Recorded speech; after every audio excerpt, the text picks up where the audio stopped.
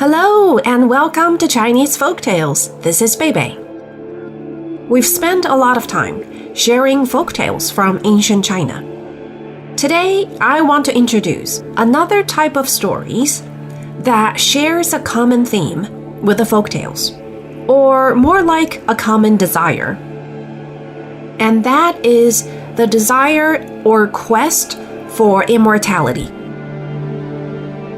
In some of these stories, the main character had dealings with some immortals, and in others, mere humans were pointed out the gateway to heaven. Let's call these tales of immortality. To distinguish folktales from stories of immortality, the key is knowing that in folktales or fairy tales, the goal is not to become one of the gods, to become immortal. But in these stories of immortality, the main characters all share the dream of escaping the ultimate doom in the form of death.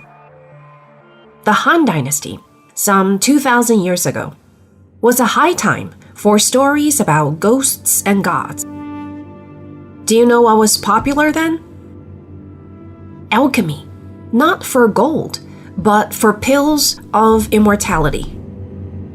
Many people dreamed that they could mix together a secret set of ingredients, probably roots, metals, and lizard claws, and once they swallow this glob of creativity, their earthly bodies would be preserved, and they will live forever.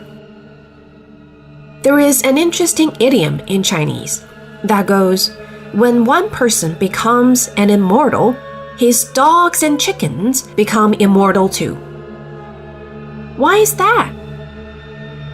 Because that person who had been cooking pills of immortality would scatter the dregs in his yard, and his dogs and chickens would then eat some and live forever too, whether or not they wanted to.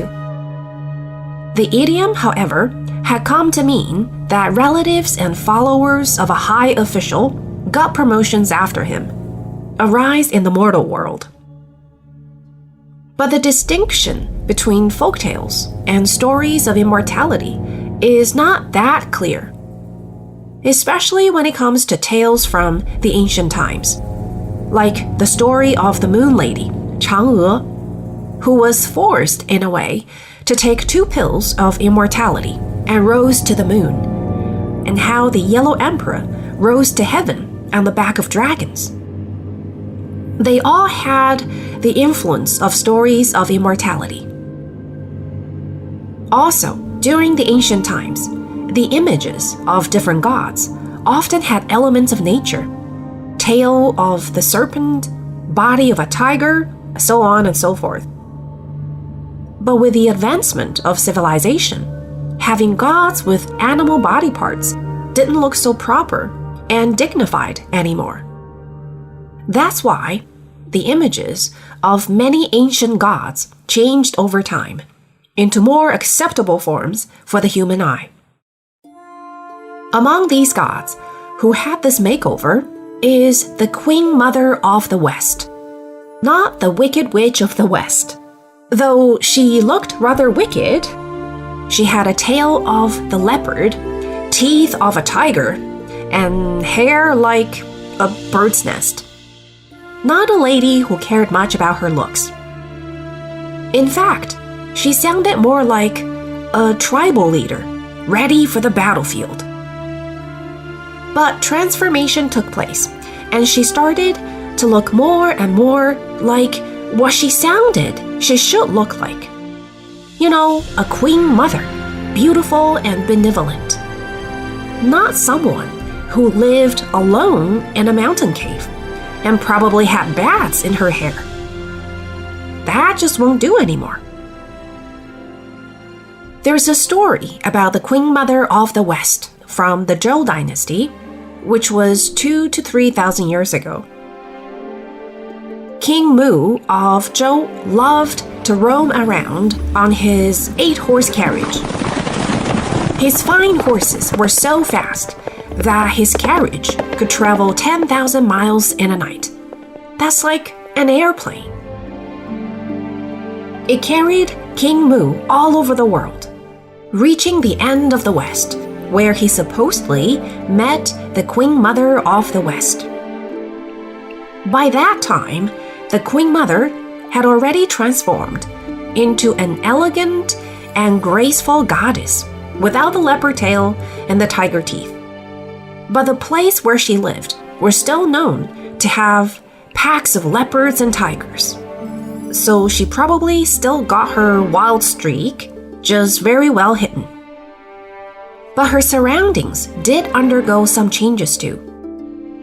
Starting with her servants, which didn't really exist, except for 3 blue birds who delivered food to her cave. She was as solitary as they got back then. These were no small, delicate creatures.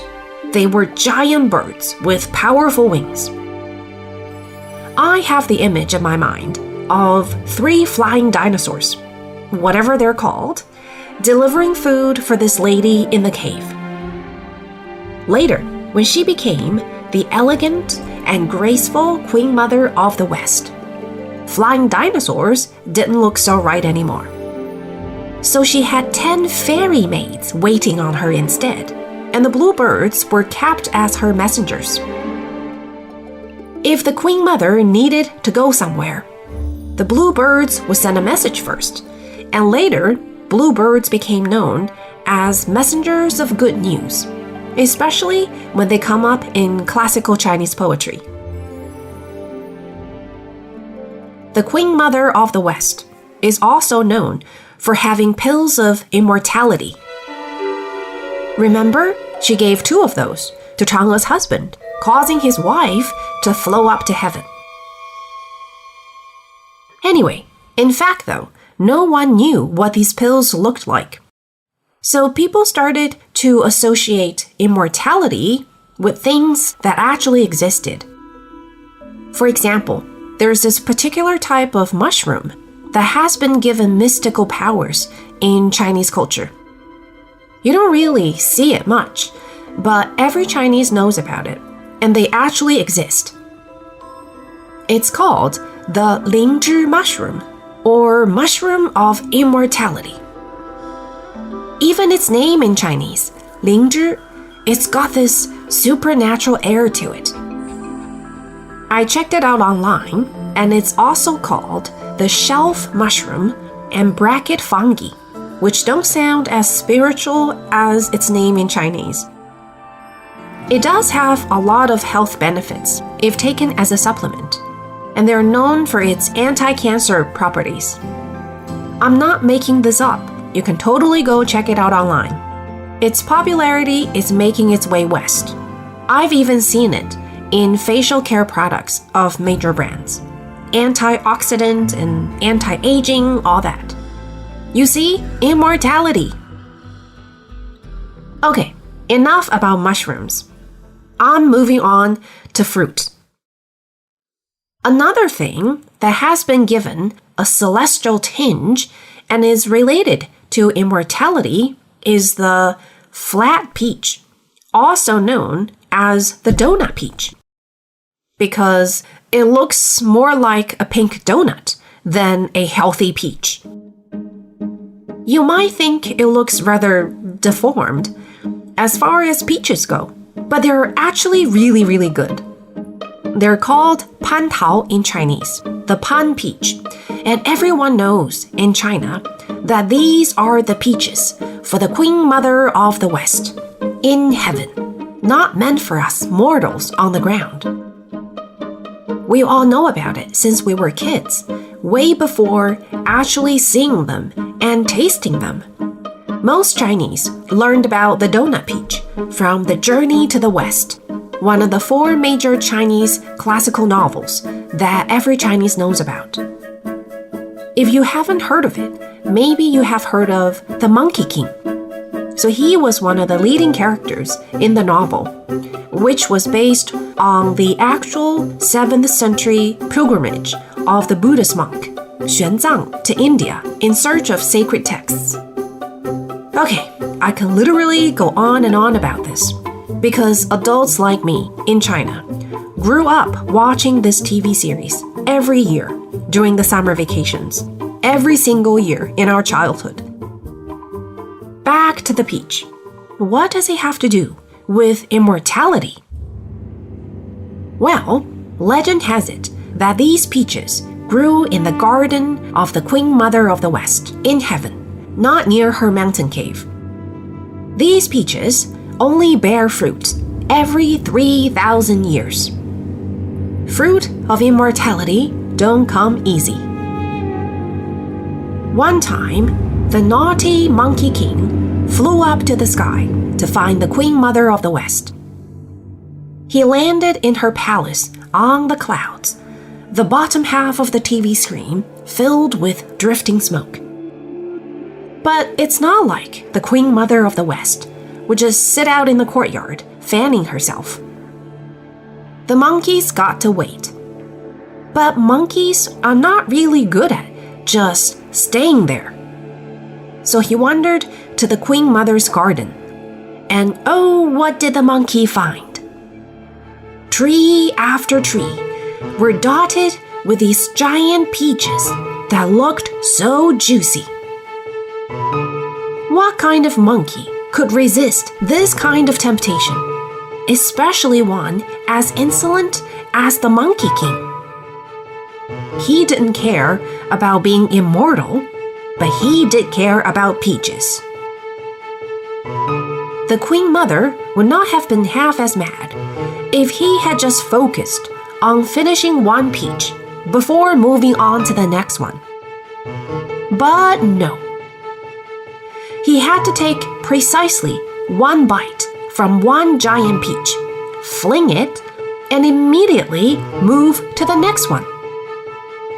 The Queen Mother was not happy with this. Her fruit of immortality so recklessly wasted. Well, no mother would be happy with this. Did the Queen Mother punish the Monkey King? Of course. He was trapped under a mountain for 500 years. Well, not just for stealing the peaches of immortality, but also a slew of other affronts to the gods. The story can go on forever. I just wanted to mention the peaches. Anyway, where was I? I can't find my way back, but we're near the end of this episode anyway. To wrap up, I just want to point out that by the time of the heavenly peaches, the Queen Mother of the West had made the transformation from a half monster to one graceful lady, accessorized with an excessive amount of jewelry. And her name had changed to something like the Heavenly Queen Mother, and she plays a part in an endless list of folktales. We will get to one in the next episode, and hope to see you then. Bye for now.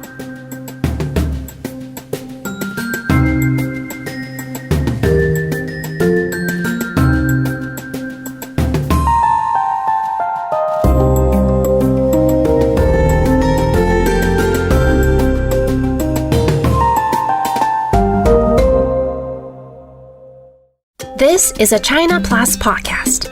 Special thanks go out to Sanlian Zhongdu for their help in creating the content for this show.